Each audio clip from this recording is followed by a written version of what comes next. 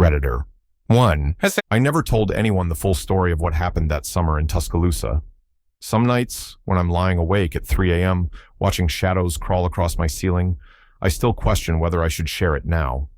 But the weight of keeping it inside has become too heavy to bear, and maybe, just maybe, someone else out there has seen what I've seen. It started innocently enough, the way these things always do. I was staying at my mother's garden home for the summer break from college. You know the type of neighborhood, cookie-cutter houses all in neat rows, each one a mirror image of the next, with perfectly manicured lawns and identical mailboxes. The kind of place where nothing extraordinary ever happens. Or at least, that's what I thought. I'd always been fascinated by the night sky. It started when I was 7, back in Houston, where I used to climb onto my mom's Suburban and stare at the stars for hours. That's where I saw my first unexplainable light, a brilliant point floating above the tree line. But what happened in Tuscaloosa was different. It wasn't just lights in the sky anymore. They were watching me, and worse, they knew I was watching back. That first night in March changed everything. I remember checking my phone as I left my buddy Mike's place, exactly 4 a.m.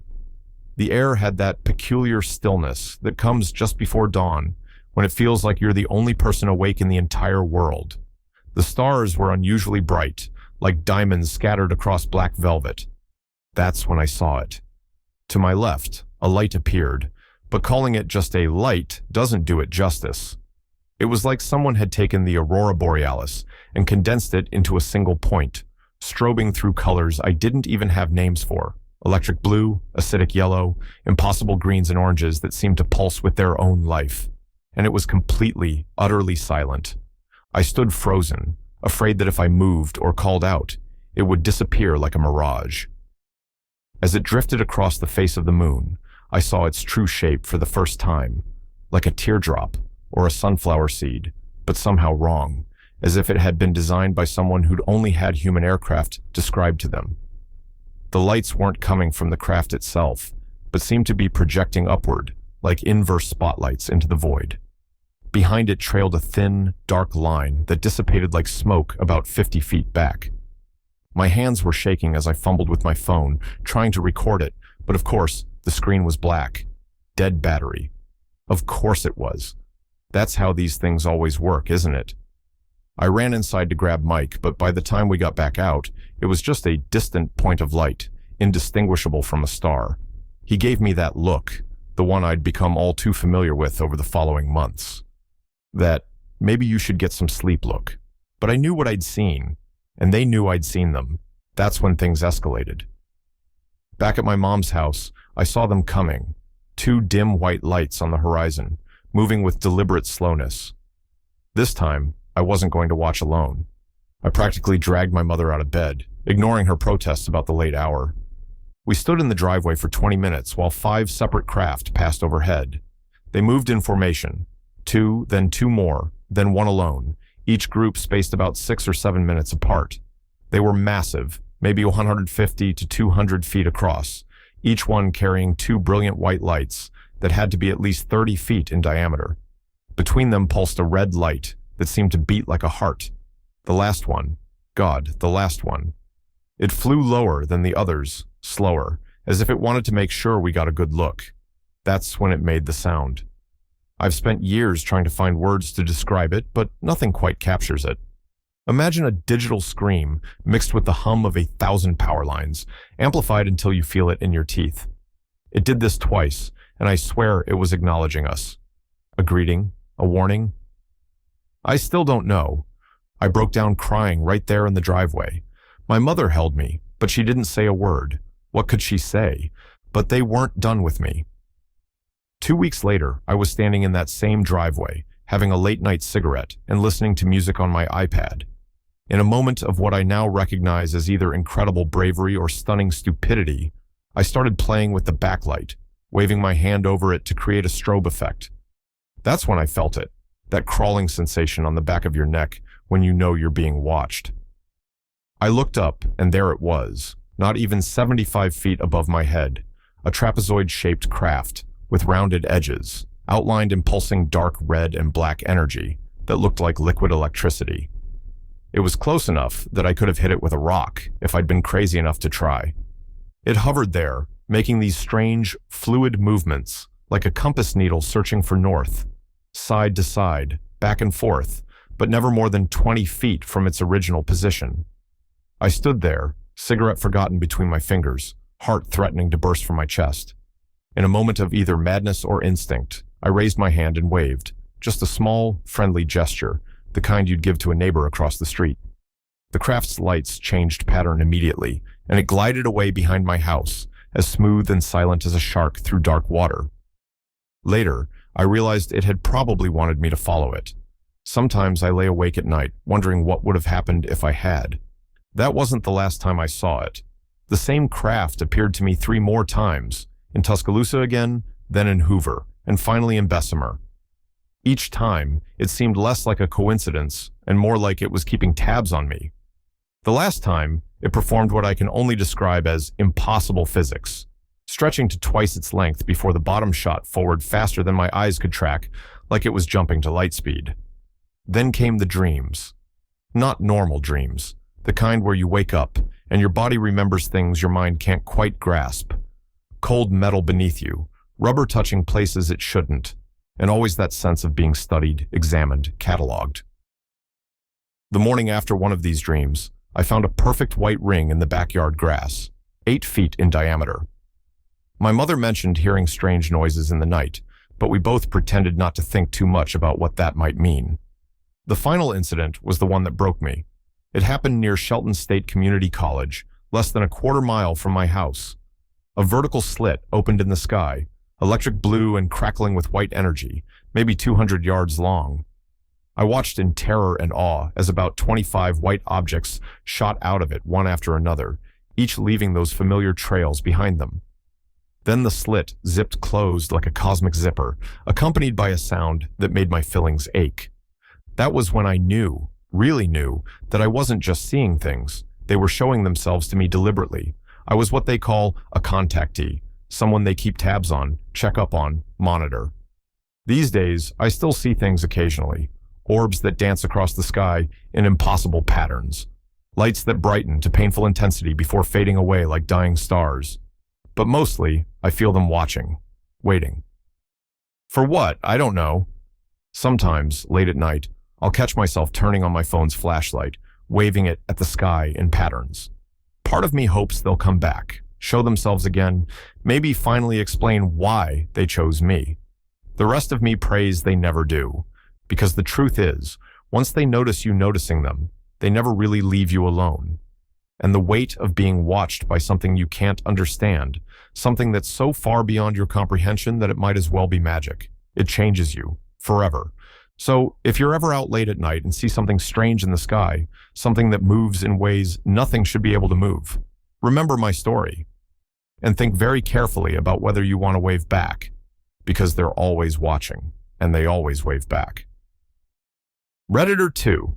I'm writing this down one final time, not because I expect anyone to believe me, but because I need to get it out of my system. After this, I'm done. No more trying to convince skeptics. No more being dismissed as confused or crazy.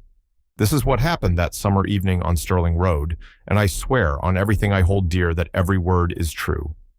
I was 15 when it happened.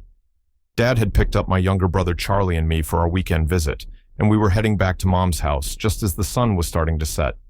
It had been a good day, the kind where everything feels lighter somehow, where even the usual tension between our divorced parents seemed to have eased a bit. Charlie was in the back seat of Dad's Land Rover, absorbed in his Game Boy, and I was riding shotgun, watching the dense forest scroll past on both sides of the road. The trees were thick that year, pressing close to the asphalt like walls of green and brown. We hadn't passed another car in at least 20 minutes. The road was empty except for us, winding through the forest like a river of tar in the fading light. The radio was playing softly, some classic rock station Dad always had on, and I remember thinking how peaceful everything felt. That's when Dad's voice changed everything. "Look at that," he said, in a tone I'd never heard him use before.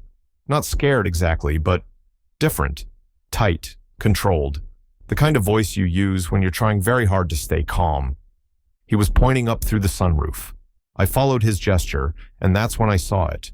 Hovering maybe 20, 21 yards above us was something.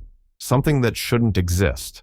Something that my brain still struggles to process, even all these years later. It was a perfect circle, dark gray against the dimming sky, huge, much bigger than our car. Around its circumference were bright white lights, each one exactly the same size, spaced with a precision that felt wrong somehow. Unnatural, the kind of perfect symmetry that makes your mind hurt if you look at it too long. What is that? Charlie had abandoned his game and was pressing his face against the window, trying to get a better look. Neither Dad nor I answered him. What could we say? The thing wasn't moving, or if it was matching our speed exactly. And it was completely silent. You'd expect something that big in the sky to make some kind of noise, a hum, a whir, anything. But there was nothing, just the sound of our tires on the road and the radio, still playing, as if everything was normal, as if the world hadn't just tilted sideways. I could see details that my mind tried to reject. All along the bottom and sides were what looked like square pipes or conduits, running in patterns that seemed both random and purposeful at the same time. And there was something else, markings or symbols etched into the metal. They looked almost like hieroglyphs, but not quite, like someone had tried to copy Egyptian writing without ever having seen it properly. As we passed under it, I got a clear view of the top through the sunroof. It was shaped like an inverted bowl, lighter in color than the rest of the craft, more of a pewter gray than the darker charcoal of the main body. The surface wasn't smooth. It had texture like hammered metal, but more complex, more alien. For 8 minutes, I timed it on the car's clock. It stayed there above us, perfectly positioned, perfectly silent. I kept waiting for Dad to stop the car, to pull over, to do something, but he just kept driving, his knuckles white on the steering wheel. Looking back, I understand why. What do you do in a situation like that? What can you do? Finally, the road curved sharply to the right, and the trees closed in overhead. When we emerged from that brief tunnel of branches, the craft was gone. Just gone. No sound, no light, no indication it had ever been there at all. We drove the rest of the way to Mom's in complete silence. Even Charlie, usually chattering nonstop, didn't say a word. It wasn't until Dad pulled into Mom's driveway that any of us spoke.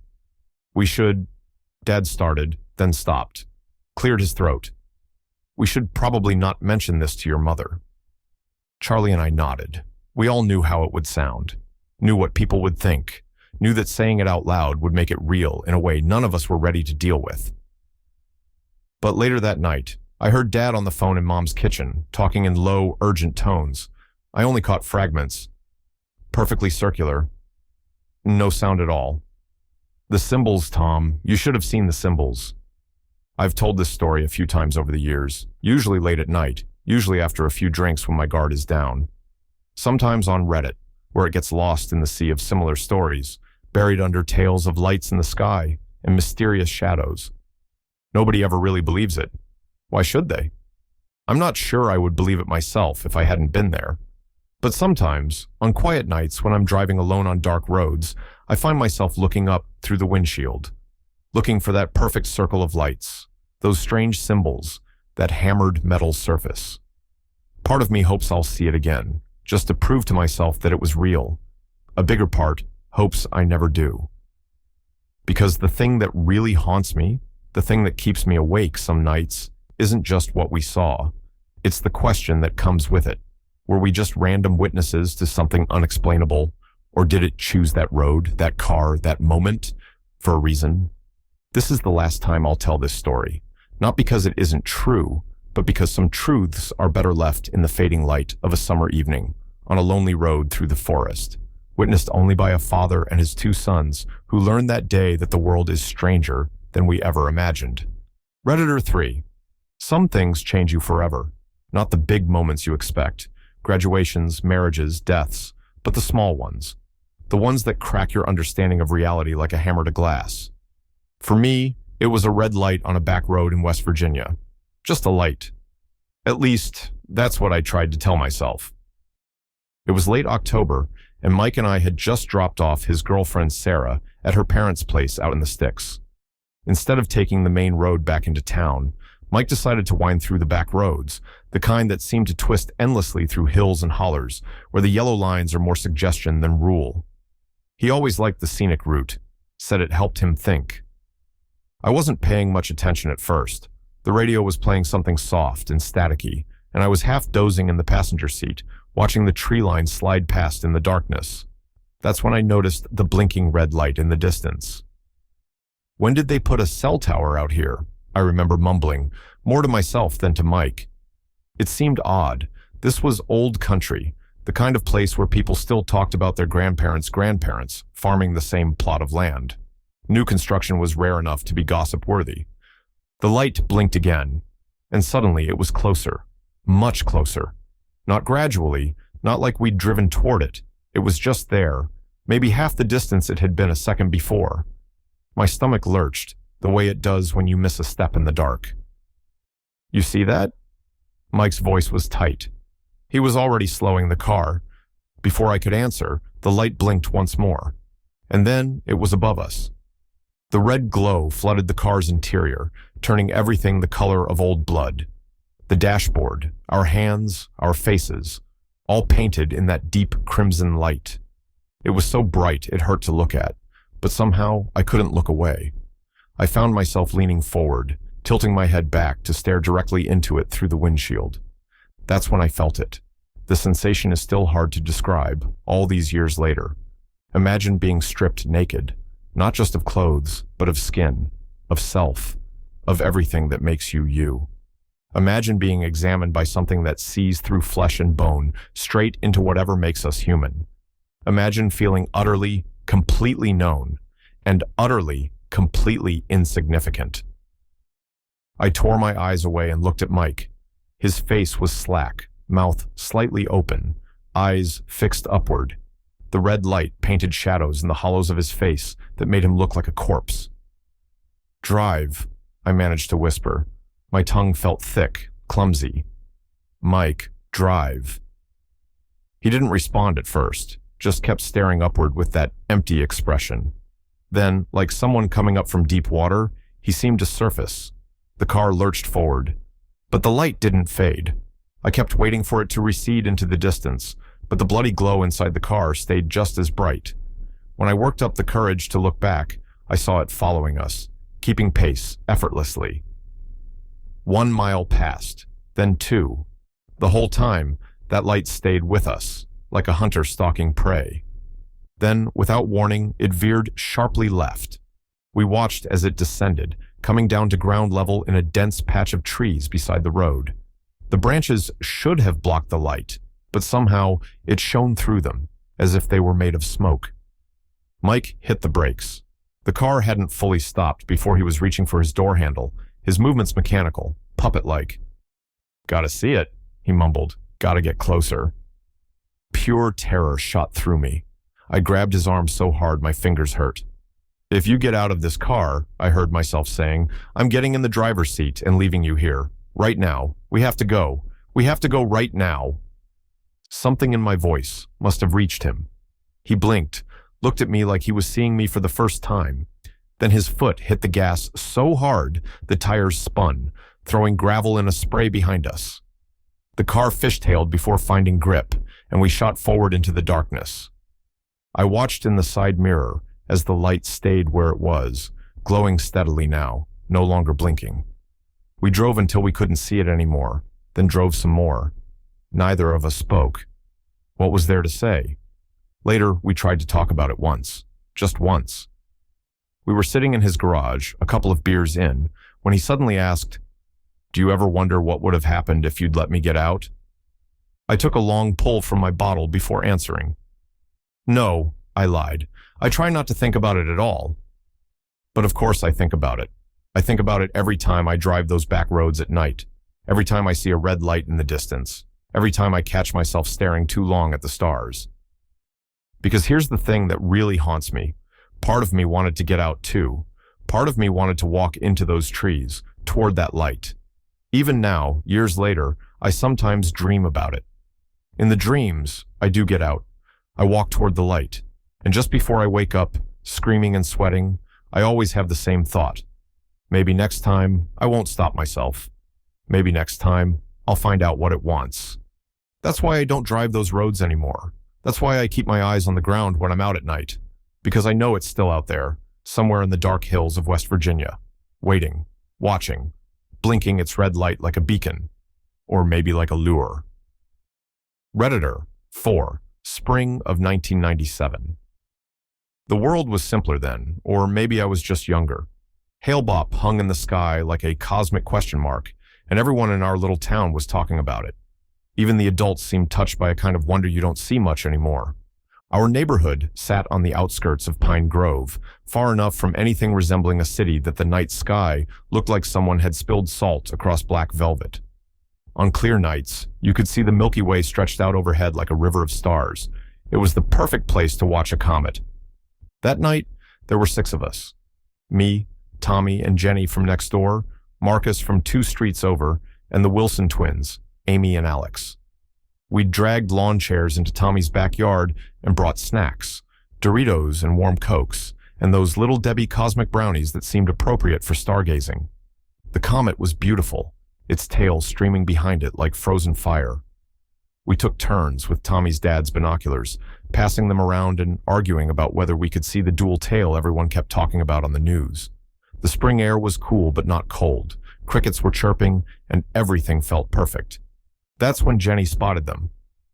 "Look," she said, pointing to the west. "What are those?" At first, we thought they were just satellites. We'd gotten pretty good at spotting them over our comet-watching sessions. But these were different. 2 dots of light, one red and one white, moving in ways that made my stomach flip just watching them. They were circling each other, but not in any regular pattern. They'd spiral close together, then suddenly shoot apart at impossible angles, like cosmic dancers performing some alien ballet.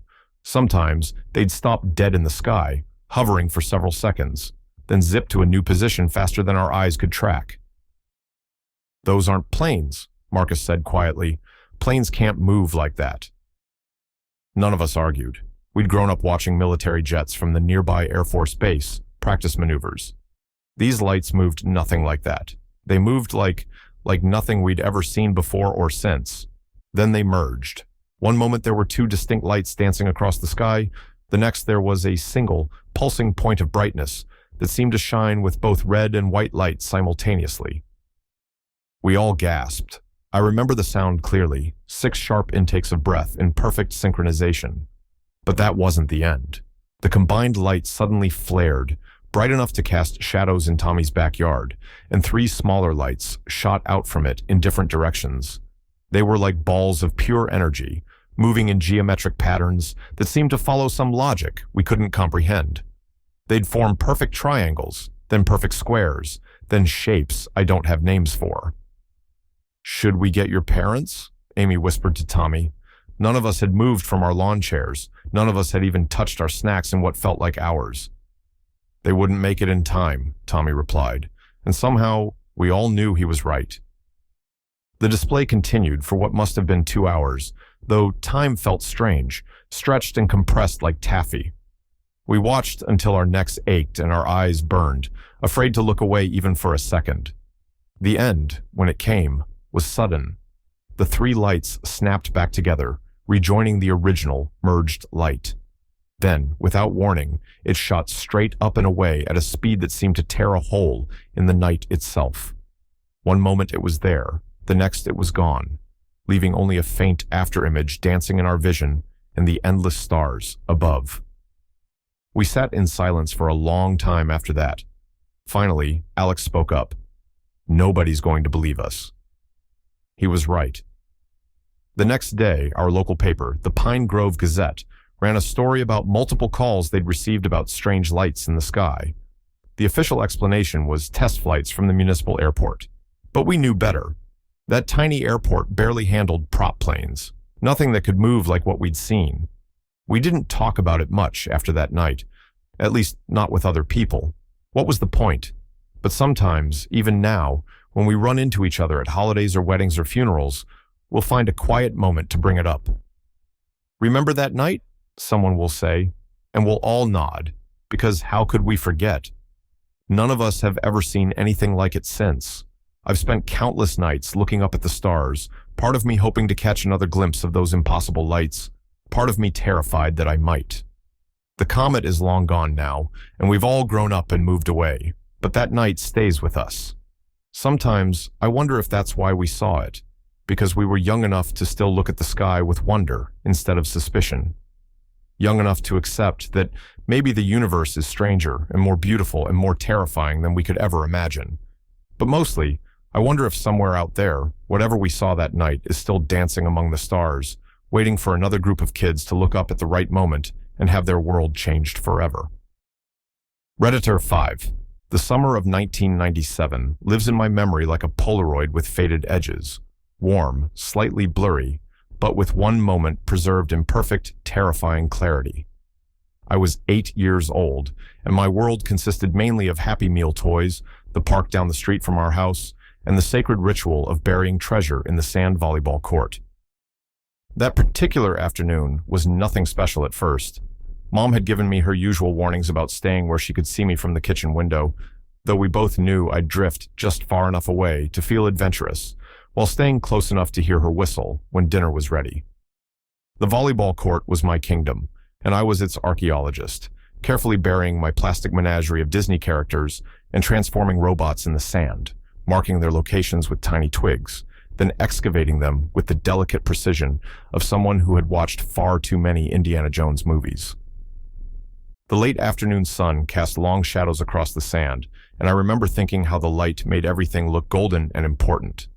A McDonald's Lion King figure, Simba, I think, was my latest acquisition, and I was preparing a special burial site worthy of cartoon royalty. The world around me was filled with the usual symphony of suburban life, cars whooshing past on Palmer Park Boulevard, Mrs. Henderson's German Shepherd barking at squirrels 2 houses down, birds conducting their endless conversations in the row of elm trees that lined the street. Then everything stopped. It wasn't like someone had hit a mute button. It was more like sound itself had been erased from the universe. The silence was absolute, heavy, pressing against my eardrums like cotton wool. Even the sound of my own breathing seemed to vanish into that terrible void. I remember feeling the sand trickling through my frozen fingers, watching the grains fall, but hearing nothing when they hit the ground. A car passed on the street. I could see it moving, see the driver's mouth moving as she sang along to something on her radio, but there was no engine noise, no tire sounds, nothing. That's when I felt it, the overwhelming urge to look up. Not a thought, not a decision, but an imperative that seemed to come from somewhere outside myself. My neck muscles responded before my brain could process the command. And there it was. Hovering just above the street was something that my 8-year-old mind immediately tried to categorize using the limited reference points available to me. It looked like a stealth bomber, the kind I'd seen in my brother's Air Force magazines, but wrong, twisted sideways like God had grabbed it and turned it 90 degrees. One wing pointed down toward the asphalt, nearly touching it, while the other reached up into the sky, like a black blade trying to cut the clouds. It was massive, as tall as the 2-story houses that lined our street. The surface was the color of obsidian, but somehow deeper, as if it was absorbing the sunlight rather than reflecting it. The shape reminded me of the arrowheads we'd studied in history class, but sleeker, more predatory. It moved with impossible slowness, barely faster than I could walk, gliding along the street as if the laws of physics were merely polite suggestions it had chosen to ignore. Time seemed to stretch like taffy as I watched it pass. My hands were buried in the sand up to my wrists, and I could feel my heart pounding against my ribs, but I couldn't move, couldn't look away, couldn't even blink. The thing radiated a presence that felt ancient and aware, like being watched by something that had been old when the dinosaurs were young. It took maybe 20 seconds for it to traverse the length of my field of vision and disappear behind the row of houses across the street. The moment it slipped from view, sound crashed back into the world like a breaking wave. The cacophony was almost painful after the absolute silence. Cars honking, dogs barking, birds singing, all of it seeming impossibly loud and chaotic. I ran home with sand-filled shoes and wet pants, my precious Happy Meal toys forgotten in their shallow graves. Mom was at the sink when I burst through the back door, and she turned with a ready smile that faltered when she saw my face. "Everything okay, sweetie?" she asked, drying her hands on a dish towel. I opened my mouth to tell her everything, about the silence, about the impossible thing in the sky, about how the world had stopped making sense for 20 seconds on an ordinary Tuesday afternoon. But something made me stop. Even at 8, I knew that some things once said can never be unsaid. Some experiences mark a border between before and after, and crossing that border means you can never go back. "I'm fine," I heard myself say. "Just tired of playing." That night, I lay awake in bed, listening to the familiar sounds of our house settling and our ancient refrigerator humming. Every noise felt like a gift, a confirmation that the world was still normal, still comprehensible. But somewhere deep inside, I knew that wasn't true anymore.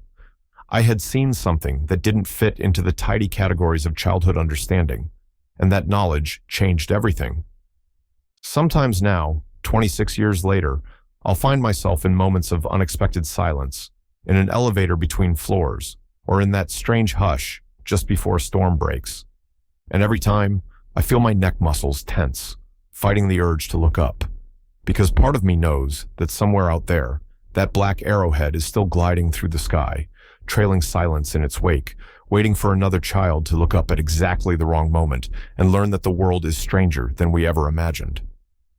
I never went back to the volleyball court. My abandoned Happy Meal toys probably rest there still, entombed in sand, plastic monuments to the last normal afternoon of my childhood. Redditor 6. I've never told the story in its entirety before, mostly because it sounds so cliched. UFO over Los Angeles. But every time I recall that day, I still feel the faint prickling of goosebumps.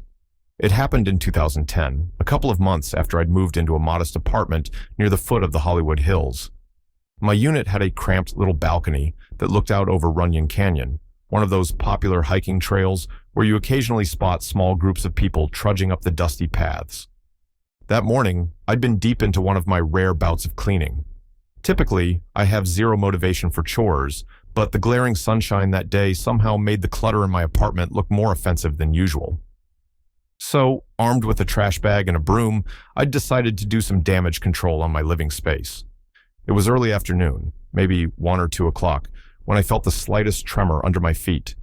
At first, I thought it might just be a truck passing by, but the shaking escalated. My kitchen lamp started swaying back and forth, and I could hear the dishes in the cabinet rattling in unison. A wave of uneasy recognition washed over me. Earthquake. I'd grown up in a different state, one where seismic events were basically non-existent. So even though I'd been living in LA for about a year by that point, the sense of the ground moving still felt deeply wrong, like reality itself was shuddering. I paused, broom in hand, watching the dangling light fixture swing like a pendulum. My building began to rock subtly, like it was swaying on a pivot. It wasn't a violent quake. Nothing was crashing off the shelves yet, but it lasted long enough to make my heart rate spike. I'd heard horror stories from locals about the big one that's supposedly overdue, so my brain immediately revved into mild panic mode. Should I stand in a doorway, crawl under a table? It turned out to be a minor quake, but my adrenaline stayed spiked for a good minute or so. As the tremor subsided, I darted into the living room to check on my phone. I had a close friend, Jenna, who lived in a neighboring neighborhood, and we had an unspoken pact to call each other whenever a quake happened, just to make sure everything was okay on both ends. Sure enough, the phone lit up seconds later, and it was Jenna calling me. "You okay over there?" she asked, her voice crackling slightly through the connection. "Yeah, I'm good," I replied, trying to calm down. "That felt bigger than the last one, right? My lamp was doing the hula dance in my kitchen." She laughed nervously. "Yeah, definitely had a stronger shake to it. A couple of books fell off my shelves, but no biggie. At least it wasn't that bad." I peered around, relieved that nothing seemed broken. I wandered out onto my tiny balcony to get a better sense of the world. Sometimes, stepping outside helps me remember that LA is a city of unflappable resilience. "Guess we can chalk this one up to another day in the life of a Californian," I joked. My voice was steadier now that the quake had fully subsided. The warm air hit me, and I leaned against the metal railing to gaze over the hillside across from me. Runyon Canyon stretched out in a low dip, a winding path cut into dusty vegetation. Usually, you could spot bright shorts or tank tops bobbing along the trail, but I suppose the quake scattered the would-be hikers. I didn't see much movement. The day was bright, painfully so. The sun was beating down from a perfect blue sky, no clouds in sight. I squinted, adjusting my sunglasses. The reflection of sunlight off windows on the far side of the canyon often fooled me into thinking there were random glints in the sky, but this time something else caught my eye. I noticed a strange dot hovering between two mountain peaks in the distance. I'm no expert on aviation, but LA is a place where you get used to the occasional helicopter or plane passing by, especially near the hills. News choppers, tourist helicopters, private jets. It's part of the city's daily churn. But this was different. It was too high up to be a helicopter, at least from my vantage point, and it stayed unnervingly motionless.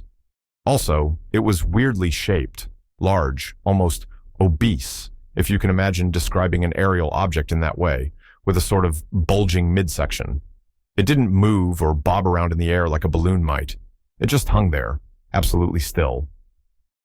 Huh, I muttered into the phone, not even fully conscious I'd spoken aloud.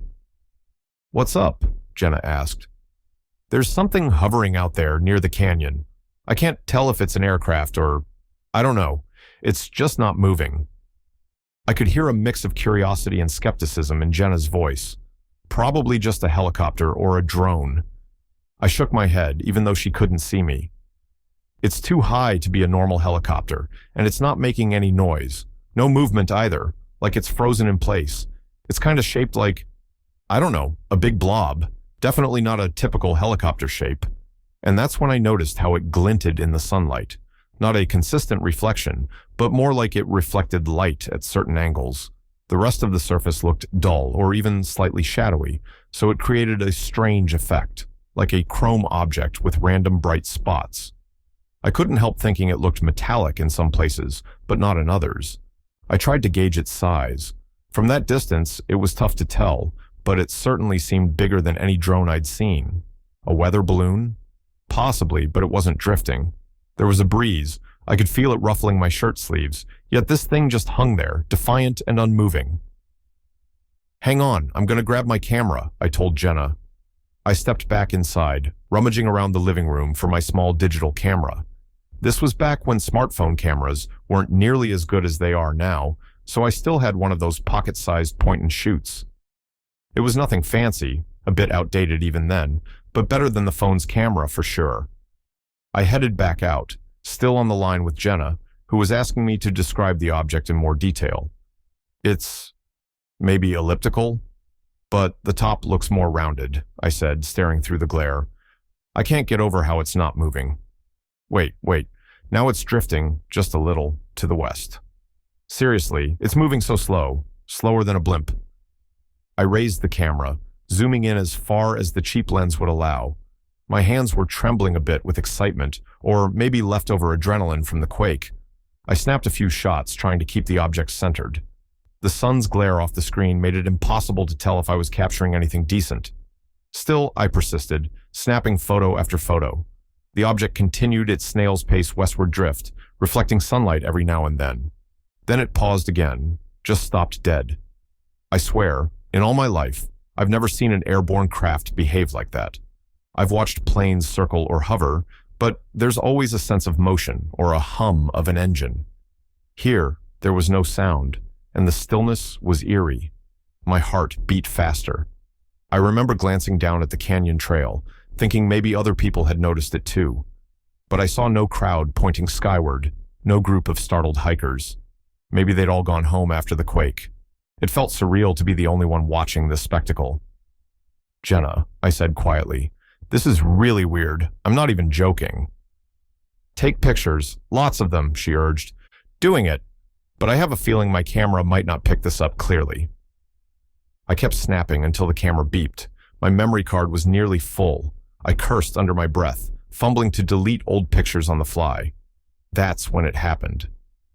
Without warning, the object darted at a speed I'd have called impossible. One moment it was there, hovering lazily, and in the next instant, it shot off in the opposite direction, upwards at a crazy angle. It didn't bank or arc like an airplane might. It just zipped diagonally up and away like someone had pressed fast forward on a video. I actually yelped in surprise, and the camera jerked downward in my hands. "What?" Jenna asked. "Did you lose sight of it?" "It just took off, like gone." My brain struggled to process what my eyes had just seen. The acceleration had been so fast it almost seemed like a special effect. "It's gone, Jen." It shot up and vanished. I stood there for a few seconds, waiting for it to return, but the sky was empty. Just the sun beating down, a few birds gliding past. My entire body thrummed with leftover adrenaline. Did I really see that? Or had I imagined it? No, I was certain it was real. My breath caught in my throat as I tried to explain it all to Jenna, who was half laughing, half stunned on the other end of the line.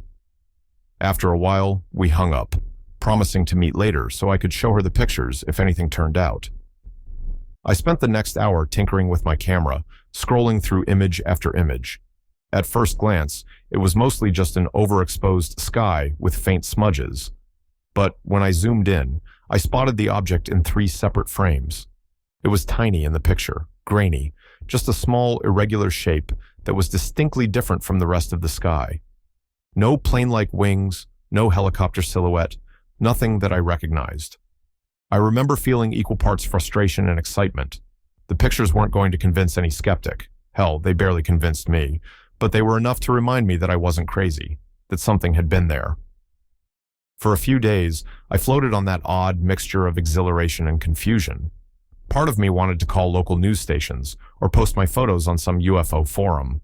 The other part of me felt reluctant. People tend to roll their eyes at UFO stories, especially ones out of LA. I couldn't blame them, really. Between movie sets, weird publicity stunts, and actual top-secret government projects that might happen in the area, who knows what's real and what's staged? In the end, I kept the pictures on my hard drive, occasionally showing them to close friends if the conversation leaned that way. Still, I couldn't resist diving into some online research about sightings in the LA area. I found countless threads on forums, many describing remarkably similar objects.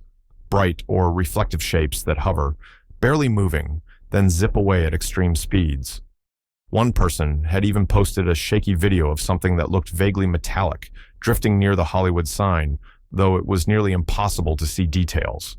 It got me thinking that maybe these events happen more often than we realize, and most folks just brush them off or never bother reporting them. Over the following weeks, I tried rationalizing. Maybe it was a bizarre weather balloon, although I'd never seen one that would remain so perfectly still for minutes at a time in a breeze. Plus, the instantaneous acceleration defied logic. Drones were around in 2010, but not the type that can hover at such altitudes and then rocket off at speeds that seemed beyond the capability of a hobby device. A blimp? Unlikely, given the shape, the lack of logos, and the breakneck departure. A plane or helicopter? No way. Too slow, then too fast, and way too silent. Government technology? Possibly. That thought unsettled me, imagining some classified craft quietly testing above a populated city.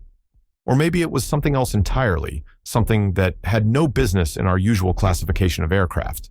I didn't feel threatened by it, just uneasy. Like I'd witnessed something I wasn't supposed to see, and the moment it realized I was watching, it left. I half expected men in black suits to show up at my door the next day, demanding my camera or something out of a sci-fi movie. But, of course, that never happened. Life went on in that strangely unremarkable LA way. More minor quakes, more traffic jams on the 101, more hype about upcoming film releases. I went to my job at a local marketing firm, told a couple of coworkers who mostly laughed it off. "I think you were just a little shook up by the earthquake," one of them teased. But that logic didn't sit right with me. I know what I saw, and I have those 3 grainy photos, for whatever they're worth, to back up my memory. I spent some evenings perched on my balcony, scanning the skyline in hopes of seeing it again, or something like it. Aside from the usual helicopters and the occasional plane, the skies stayed stubbornly mundane. A part of me wanted that object to reappear, while another part was grateful it didn't. I don't think I was prepared for the emotional upheaval of a second sighting. One was enough to make me question how we define reality in our day-to-day lives. The friend I'd been on the phone with, Jenna, did come over to check out the photos. We zoomed in and squinted at the pixels. If you used your imagination, you could see a bulge-like shape with subtle brightness in certain spots. "It looks fat," she joked, like the UFO let itself go in the off-season.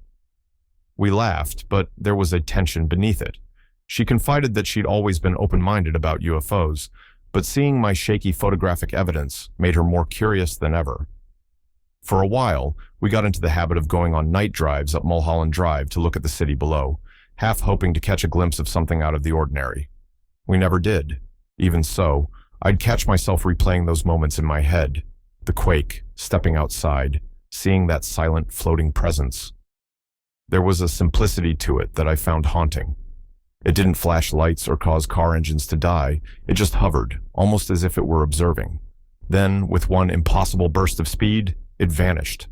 No dramatic chase, no close encounter, just me left on my balcony with a racing heart and a camera full of uncertain images. Sometimes, I wondered if the earthquake was coincidental. Could the quake have rattled something loose in the sky, figuratively speaking, or drawn the object's attention?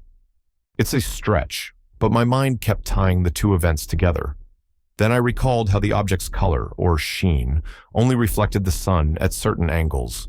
That made me suspect it had some kind of shifting surface, like panels, or maybe rotating sections that changed how it caught the light. These were the midnight musings of an amateur with no science background, but I couldn't stop my brain from dissecting every detail. Over the next few months, life demanded my attention in other ways. Work got more stressful, rent went up, and I had family visiting from out of state. Occasionally, I'd revisit the photos on my laptop, feeling that same flicker of awe. I kept an eye on local news for any mention of unusual sightings, but nothing ever matched quite what I'd seen. A couple of random YouTube videos claimed to show UFOs over downtown LA, but the footage was too shaky or too obviously fake. One night, I even dreamt that the object returned, only this time it hovered right above my balcony. I stepped outside, and it lowered a silent beam of light. I woke up with my heart hammering, half laughing at how my subconscious had turned me into the star of an alien abduction thriller. I still live in LA, though I've moved to a different neighborhood where my apartment overlooks more concrete than green space. Runyon Canyon is still there, of course, a hotspot for locals and tourists alike. Sometimes I'll hike it and look out over the city, recalling the day I saw something extraordinary above those hills. I've tried to share the story in bits and pieces to new friends, but I always get the sense they think I'm exaggerating or chasing attention. Maybe that's why I rarely go into detail. I don't blame people for being skeptical. In today's world, where there's a camera in every pocket, tangible proof should be easy to obtain. My pictures, though, are so far from conclusive that I might as well show them a Rorschach ink blot. Yet to me, they're priceless, snapshots of a moment that defied my understanding of normal. So here I am, telling the fullest version of that day I've ever put into words. It was 2010, in broad daylight, right after a jolt of an earthquake. I was on my balcony, saw a hovering, obese object in the sky that reflected the sunlight at odd angles. It remained perfectly stationary for minutes, drifted slowly west, paused again, then took off with staggering speed and vanished into the blue. I managed to capture it in 3 pictures. Small, grainy images that show a metallic smudge in an otherwise empty sky.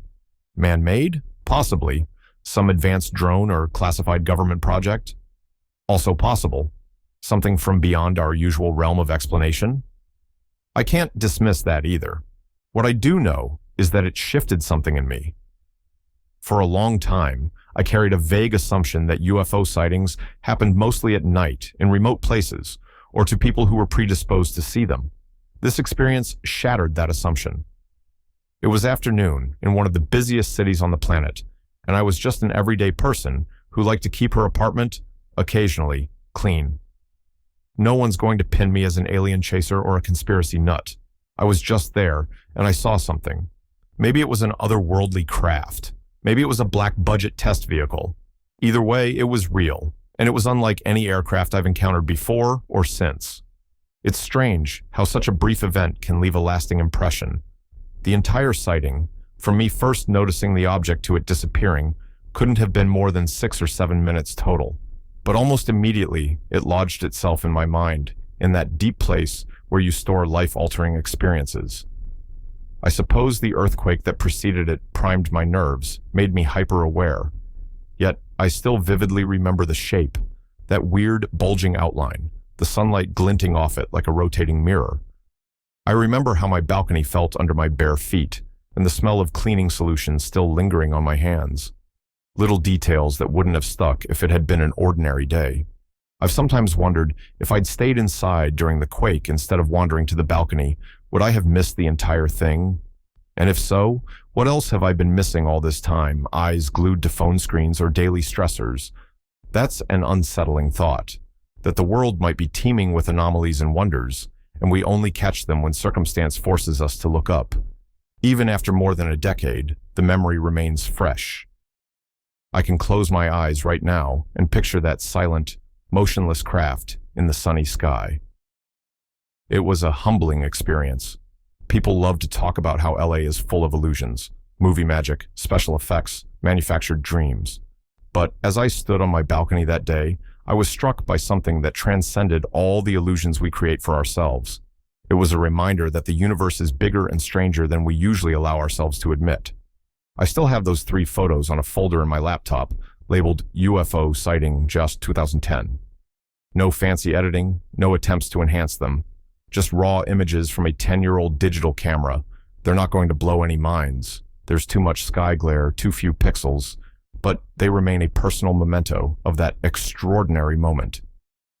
Whenever I stumble across them, I remember how small I felt as I watched that shape hover between the canyon ridges, how time seemed to slow as it shot away, and how, in a city of millions, I felt oddly alone as a witness to something inexplicable. Whether it was a government craft, an extraterrestrial visitor, or just some odd phenomenon of reflection and perspective, I doubt I'll ever know. The quake itself was overshadowed in my memory by what happened afterward. Now, whenever there's the slightest tremor, I still find myself checking the sky, half expecting to see something floating there. I never do, but maybe that's for the best. Once was enough to remind me that mysteries exist right alongside our everyday reality, waiting for the perfect convergence of time and place to reveal themselves. And for one bright afternoon in 2010, I was lucky, or unlucky, enough to catch a glimpse of one. Redditor 7. I've never told anyone the full story of that night on Highway 58, not in all its bizarre detail.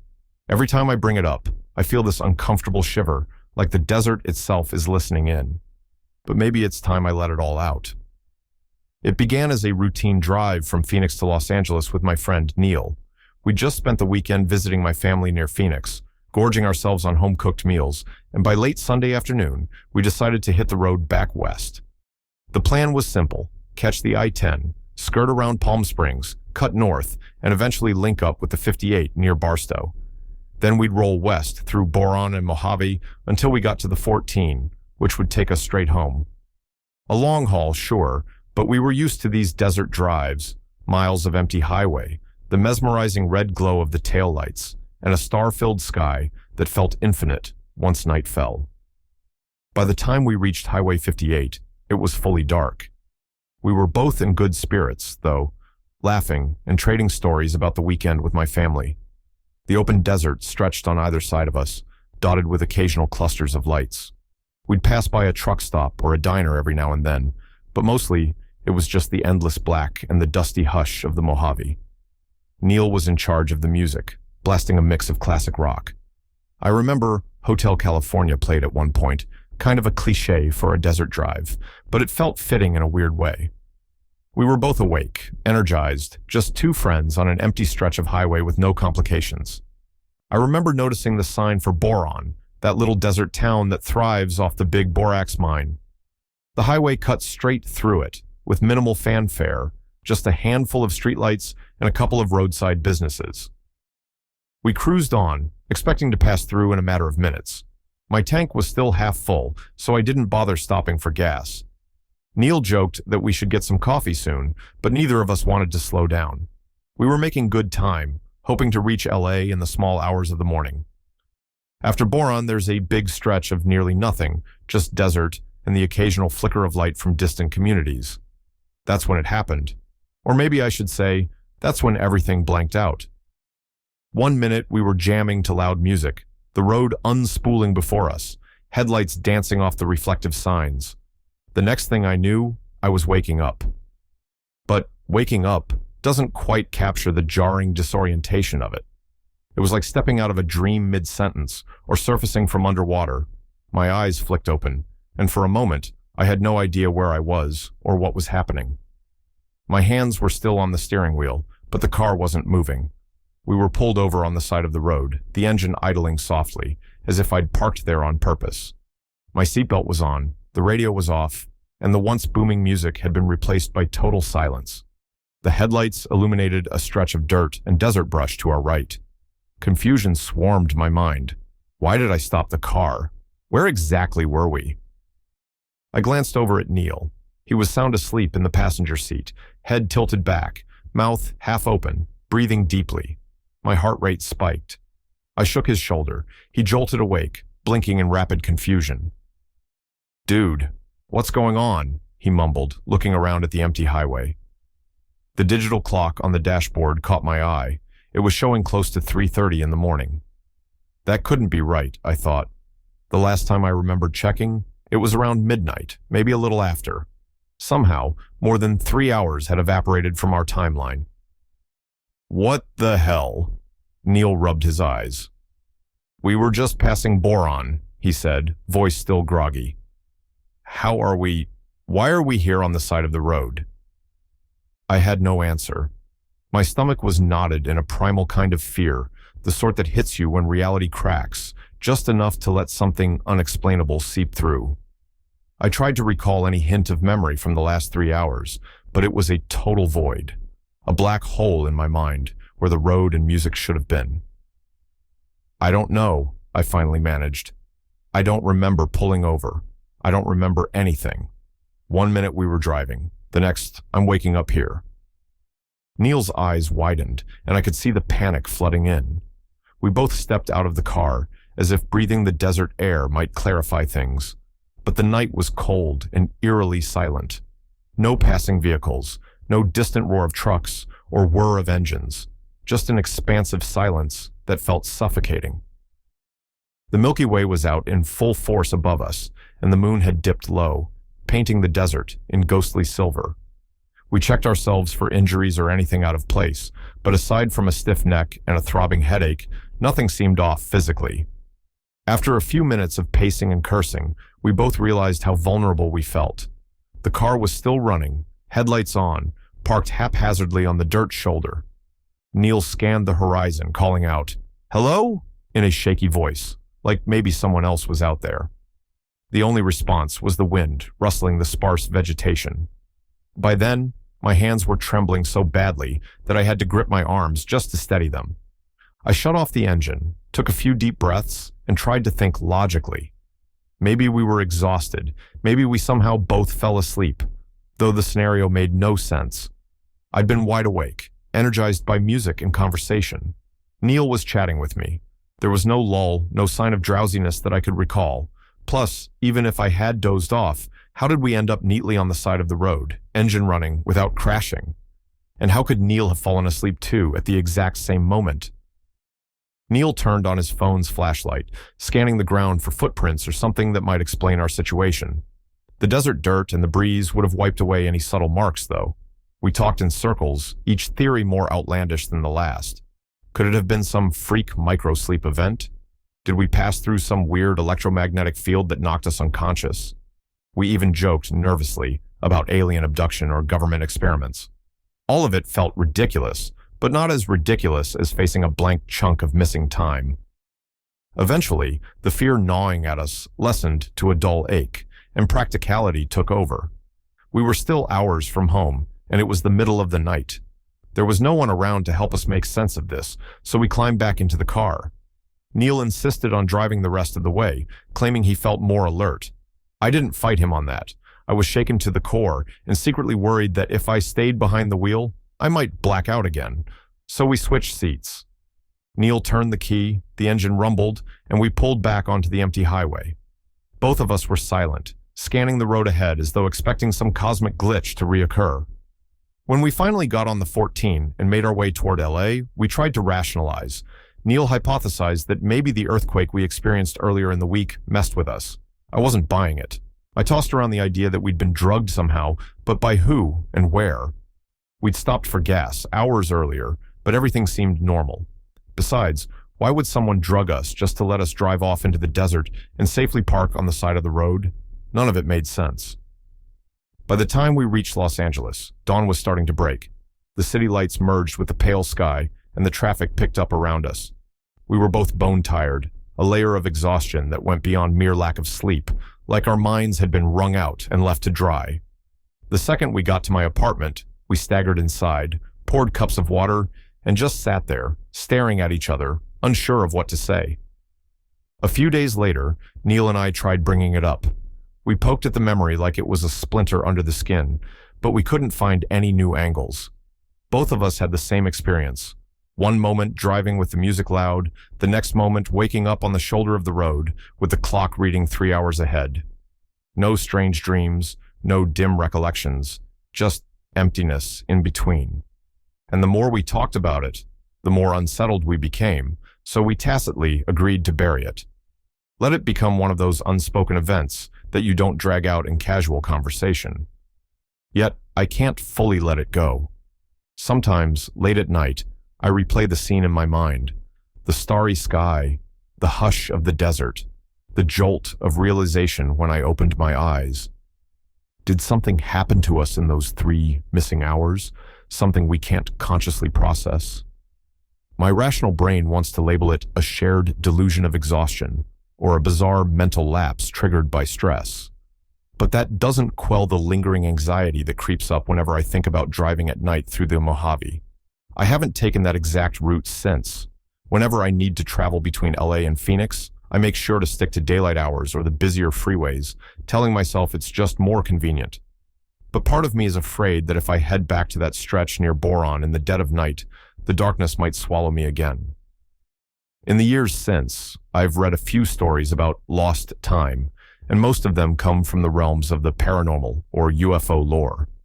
I can't say I'm a believer in such things, but the unsettling parallels are hard to ignore. They talk about people who blink and suddenly find themselves miles away, or who notice hours have passed with no recollection. Sometimes they wake up feeling strange or altered.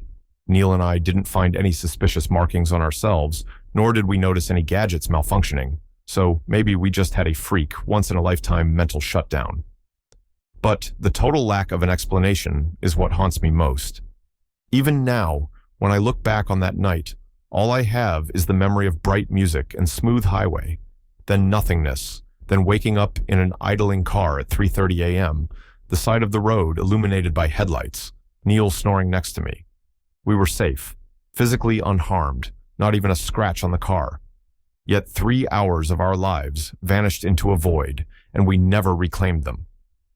Every time I pass by a sign for Highway 58, or Boron, or the Mojave, that same chill stirs in my gut, a nagging reminder that reality can slip through your fingers like desert sand, leaving you grasping for answers in the silent, star-filled sky. Star-filled sky.